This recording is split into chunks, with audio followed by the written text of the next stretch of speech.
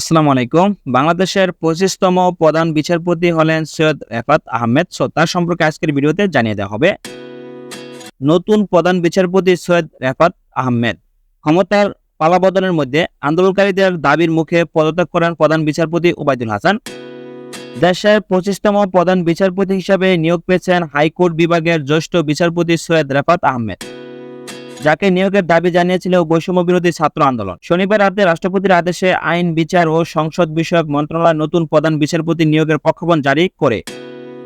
এতে বলা হয়, শপথ গ্রহণের তারিখ থেকে তার এ নিয়োগ কার্যকর হবে।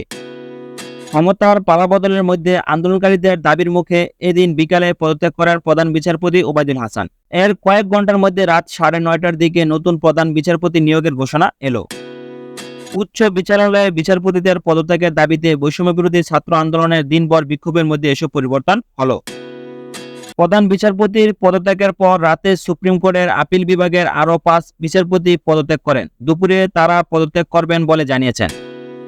তিনি অক্সফোর্ড থেকে স্নাতক ডিগ্রিধারী সৈয়দ রিফাত আহমেদকে দেশের 25তম বিচারপতি হিসেবে নিয়োগ দেওয়া হয়। শপথের দিন থেকে তার নিয়োগ কার্যকর হবে। নিয়ম অনুযায়ী রাষ্ট্রপতি মোহাম্মদ শাহাবুদ্দিন তাকে শপথ পড়াবেন।